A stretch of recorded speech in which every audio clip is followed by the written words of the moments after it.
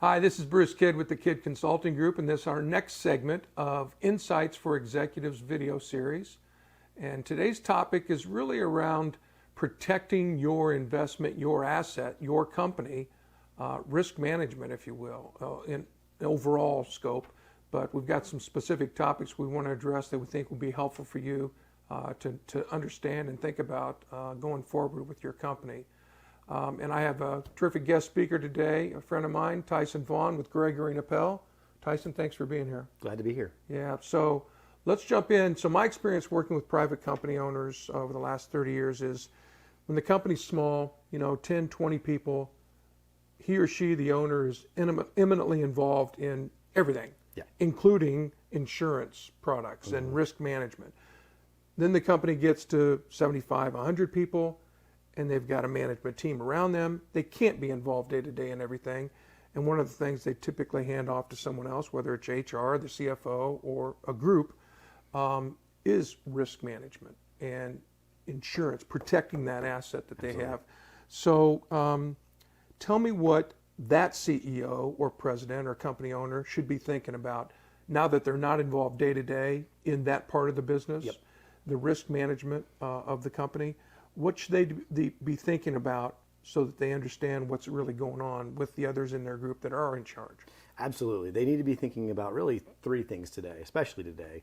They really need to think about cyber liability and cyber risk. That's a significant exposure that everyone is facing, and unless you've been hiding under a rock, you know that you need to be asking those kinds of questions. I think there's a big focus right now on inflation and understanding how does that inflation not only impact pricing and sales, but how does it impact valuing your buildings, valuing your business, and making sure that in the event of a claim, we've got proper valuation. Okay. And then lastly, I think being open to technology and open to new innovations in the industry. Captive insurance, while not necessarily new, is a growing aspect of insurance buying today, and I think it's something that most of our clients need to hear about. Okay. All right. Very good. So I'm the CEO, my company, other people are helping me manage that risk. Are there specific questions so that I'm up to speed on a quarterly basis or yearly basis? Are there specific questions you would encourage those CEO owners to ask or have in mind to ask of the other team members? Yeah, I think one of the big things is really being aware of, certainly on the cyber side, asking some really pointed questions in and around both the preventative measures that a business is taking to ensure that the bad actors don't get into the systems. Okay. But also being prepared for that moment when they do get in, and has your business done any fire drills, if you will? Okay. Do you know how to get out of the building? Yeah, we know how to get out of the building, but we know how to react in the event of a cyber claim. Those are two really, really important things that I would focus on, and asking those questions. Are we prepared to have the systems in place to prevent people getting in? Are we prepared in the event that they do? And then lastly, I think making sure that the IT team that you have, your broker, your risk manager, risk management company, are working together to best understand your defensive position and your posture in the event of a claim, so that we can go out into the market and secure the best terms and conditions for your cyber risk policy. Those are not happening all the time, and we're seeing where those situations exist when the market is going out of control. We're getting huge limits are unavailable anymore, and prices are going up. So if we can help understand where to spend that capital on, what's the best thing to spend that capital on to improve your cyber program, so that you get the best terms and conditions at the end of the day. That's a valuable conversation. Is your team having that question answered? So am I fair to assume that coverages are not what they used to be, and costs are escalating? In both cases. Is it that simple? It is that simple. Carriers we're paying claims right and left, and their reaction was to raise the price and reduce the terms and conditions. So limits are coming down, prices are going up, ransomware restrictions are going in, where you used to be able to secure $1 million pretty easily online. That's just not feasible anymore. And that's been really in the last 6 to 18 months. The lever's just been flipped. So clearly economic changes, economic challenges, Yep. Supply chain issues, Yep.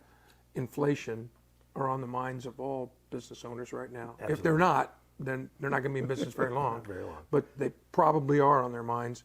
So again, what should an executive owner be asking his team about inflation and risk management? Absolutely, absolutely. The thing that I would be recommending that they ask about is, have we taken a good look at both our business valuation and then also our asset valuation? What are we doing by way of understanding what assets we have from a replacement standpoint? Okay. The building values that we had 2 years ago are woefully inadequate today. It costs you more to go get the supplies. If you can get the supplies, can you build the building back in the amount of time that you believe you could? Contractors are struggling to get things done. If you ask a developer today to build a building, it takes a lot longer than it did even a year ago. And so I've got a client who constructed a building over a period of 18 months. The construction cost valuation that we used at the 18 months ago is now 30% light where it needs to be. So taking a look at your buildings, taking a look at your assets, making sure that you've got good valuation on that, because the last thing you want to do is find yourself in a situation when there's a fire, a tornado, and you're not getting a check for the value that you do. Not to mention, business income is a time element function, and so you've got to understand that period of time that you're going to be down is probably going to be longer than it was a year ago. It's probably going to be a lot longer than it was a year ago. And are you recovering the income that you need over that period of time? So if I were an executive, I'd be asking my team, have we gone through that appraisal process? Have we gone through that valuation? Do we understand how long it will take to get our business back up and running? And then just like in cyber, practicing for that bad day, I think in the same way we need to practice for what happens in the event of business contingencies. Is that appraisal process you just mentioned, is that a pretty straightforward process? It can be. I think there's a lot of providers out there who can do that appraisal process. I know I have a number of clients who do it on an annual basis. It's an expense, but to have that in hand is an incredibly valuable tool, especially when I'm talking to underwriters. If I can show an appraisal, they have a very, very clear understanding of what that value is, and oftentimes they're going to provide a better rate because they're not offsetting what they think might be an undervaluation of the business. So corporate and individual insurance has been around forever. It's not a new industry. No, it's not. However, this is a different world we're living in. It is. So, Darwin said survival of the fittest in his essays, and it's kind of that same world right now. Companies that are surviving have got to be pretty creative and innovative, including insurance, I would assume. Absolutely. So are there innovations in the insurance world that help the CEO of that 100-person company? Absolutely, absolutely. One of the things that Gregory Appel's been really successful in helping our clients learn more about and actually move into is the captive insurance market. And captives are really turn the industry on its end, and it really changes the way you buy insurance. Instead of you paying a company or a third party to carry that insurance, you actually become an owner of that company. And so the profit or loss of that company now becomes part of your asset growth management. So you can actually end up, over the span of probably the last almost 15 years, we've got about 70 clients who, on the average over the last 15 years, about a 25% return in an asset back to them. Really? So they're paying premium dollars, and on average are building about a 25% asset backwards. Wow. That was returned to the organization. So that's a pretty good operation. It's a pretty good opportunity. Captives aren't for everybody. But if I'm an executive of a 100-person or larger company today, I would be asking tell me about a captive. It may not be a good fit, but if it is, it's going to be a game changer for a lot of folks. But better to know whether you are or aren't rather than never ask the question. Exactly. So if I'm the CEO watching this of that 150, 200-person company, and now you've got my attention with captives, what's a profile of a company that fits a captive in particular? Not in general. You can't. They're each different, and I'm assuming maybe they're industry focused or based. We kind of have a rule of thumb to start the conversation, and that is, have you paid more in premiums to your insurance company over the last 5 years than they've paid you in losses? And if that's the case, that's a first trigger to say a captive is at least a conversation starter. Captives come in all sizes and shapes. There are heterogeneous captives. There are homogeneous captives where all the businesses in that captive are the same industry. Some are not. You've got large captives where the entry point could be $300,000 or $400,000 of annual premium.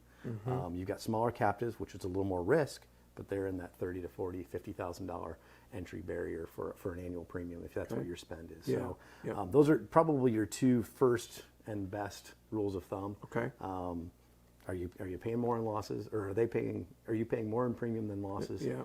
And do you have an interest in kind of that $50,000 to $200,000 in premium on an annual basis? Yeah. But you said you've got 70 clients in captives now? Absolutely, yeah. You could do, Gregory Appel, you individually, could do pretty quick analysis for a company to figure out if they fit or not. Absolutely. It's we can, just in a short, probably 2-week span, we can sit down with the right information and show our prospects what would it have looked like had they been in a captive for the last 5 years. Okay. One of the most common refrains of our captive memberships are, boy, I wish we would have done this sooner. Yeah, that's what comes to mind as you're talking about them. I mean, what companies haven't paid more than they've gotten back in damages? Are there requirements? So if I join a captive, there are other companies in it already. Yep. And is there some kind of evaluation process by the other members to let me in? Absolutely. And it's a club you're joining here. It absolutely is a club. It's a club of safety-minded, profitable businesses who realize that if we band together and we're part of this company, we're going to make a really, really good risk financing decision by staying together and holding each other accountable. And you can get kicked out of the captive. If your losses trend the wrong way, if you're not behaving the right way, but there's risk assessment, there's a lot of deep dive. They're gonna look through to make sure that you're doing the right thing, and so that weeds out some of the folks who may not be a good fit for a captive. Yeah. But definitely it is an opportunity for some very well managed, safe businesses to really flip the script on insurance. Yeah, that's awesome. So we've talked about risk management in a variety of ways. It's an important topic going forward for these private companies. Anything else come to mind that a CEO of a private company should be at least thinking about? Sure, there's some other innovative insurance products out there that we're starting to really get to know and understand. There's a whole new frontier on blockchain contracts and insurance that's related to blockchain, and how an automatic trigger of a weather event will immediately trigger a payment.